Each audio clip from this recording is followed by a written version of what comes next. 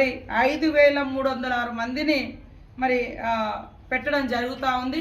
కాబట్టి ఇక్కడ పనిచేసినటువంటి ఏసీపీలు కావచ్చు, డీజీపీ గారు కావచ్చు, ఐజీ గారు, ఎస్పీలు, డిఎస్పీలు, సిఐలు, ఎస్ఐలు, కానిస్టేబుల్స్ వారందరికీ కూడా మరి డే అండ్ నైట్ డ్యూటీలు చేసి ట్రాఫిక్ ప్రాబ్లమ్స్ లేకుండా మ్యాక్సిమం ఒక ఆర్టీసీ రూట్, విఐపి రూట్ తప్ప ఎక్కడ కూడా ట్రాఫిక్ ప్రాబ్లం కాలేదు. అంతటికి కృషి చేసి కోఆర్డినేషన్ చేసిన మా కలెక్టర్, మా ఎస్పీ గారికి, అదేవిధంగా రాష్ట్ర డీజీపీ గారికి, ఇక్కడ ఉండి పనిచేసినటువంటి ప్రతి ఒక్క అధికారికి ప్రత్యేకంగా ధన్యవాదాలు, కృతజ్ఞతలు తెలియజేస్తూ ఉన్నాం. ఇక చూసినప్పుడు డెత్స్ కూడా గతంలో మనము ట్రాఫిక్ జామ్ అనేది చాలా గట్టమ్మ కాడ ఉండేది. ఈసారి మీరు గట్టమ్మ కాడ ట్రాఫిక్ జామ్ లేకుండా మరి మొత్తం బస్ స్టాండ్ అక్కడ నిర్మించడం, అక్కడ ఒక ఫుట్ ఓవర్ బ్రిడ్జ్ కూడా నిర్మించడం, అది బస్సులు కానీ ప్రైవేట్ వెహికల్స్ కానీ ఆపుకొని గట్టమ్మ తల్లి దగ్గరికి వెళ్ళి దర్శనం చేసుకొని ఆ ఫుట్ ఓవర్ బ్రిడ్జ్ నుంచి మళ్ళీ బయటకు వచ్చేటట్టు ఇది చాలా చక్కగా జరిగింది.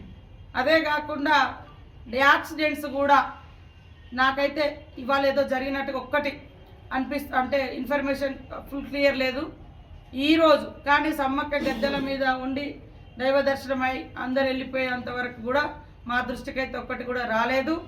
అది ఒక డెత్, ఒక ట్రాక్టర్ డ్రైవరు మూర్ఛ ఫిట్స్ వచ్చి ఆయన చేతులు వదిలేసిండు. అది కూడా ట్రాక్టర్ వరంగల్ నుంచి వచ్చిన అది కార్పొరేషన్ వాళ్ళు పంపించారు. ఆ చెత్త జంపన్న వాగులోంచి తీసుకుపోతుంటే ఆ డ్రైవర్ చేతులు వదిలేయడంతో అంటే మూర్ఛ రావడంతో ఒక డెత్ జరిగింది. ఇక్కడ ఈ ప్రాంగణంలో ఎవరు చనిపోవద్దని మేము పదే పదే దేవుళ్ళను ప్రార్థించుకున్నాం. గతం కంటే ఈసారి చాలా చాలా తక్కువ డెత్స్ జరిగినాయి. ఆ డెత్ కూడా రాబోయే కాలంలో జరగొద్దని ఆ దేవుళ్ళను మొక్కుతున్నాము. మీకు చెప్పిన ముందు నుంచి కూడా వచ్చేటప్పుడు ఓపికగా రండి, సంయమనంతో రండి, బాధ్యతగా రండి, భక్తితో రండి, నెట్టుకోకండి, స్పీడ్గా డ్రైవ్ చేయవద్దు. జంపన్న వాగులో కూడా ఒక 2 డెత్స్ జరిగినట్టుగా మాకు రిపోర్ట్ ఉంది. 2 ఏమో హార్ట్ అటాక్, అది ఇక సరే వాళ్ళ హెల్త్ ఇష్యూస్ కావచ్చు, ఏదైనా కావచ్చు. అది కూడా బయటనే జరిగింది, ఎక్కడ గద్దెల చుట్టుపక్కల ఎక్కడ జరగలేదు, ఒత్తిళ్ళలో ఎక్కడ జరగలేదు ఒత్తిడితోటి.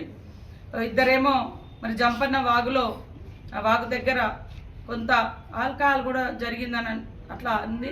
కాబట్టి అది కూడా చెప్పినాం. దయచేసి మాకుండే ఎక్స్పీరియన్స్ తోటి, మాకుండే సమ్మక్క సారలమ్మతో ఉండే భక్తి భావోద్వేగ బంధంతో మేము చాలా అడ్వైజ్ చేసినాము. దాని మూలంగా కొంతమంది పాటించారు. చాలా సంతోషం. చాలా బ్రహ్మాండంగా మనము జాతరను నిర్వహించుకున్నాం.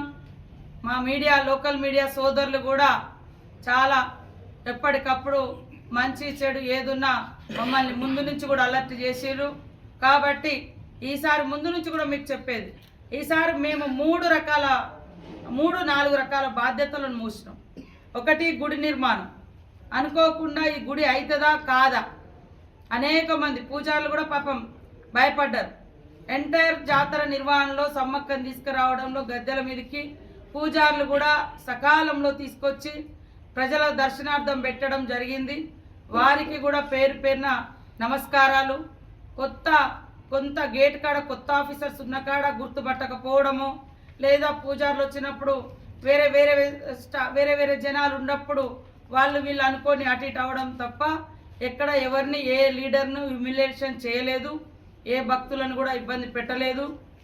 కానీ మరి ఈరోజు మేము ఎత్తుకున్న 4 బాధ్యతలలో ఫస్ట్ గుడి నిర్మాణం అవుతుందా కాదా అని స్టార్ట్ చేసి గుడి కంప్లీట్ చేసుకున్నాం. దైవ దర్శనం ఎక్కడ ఆపకుండా ఈ 90 రోజులలో.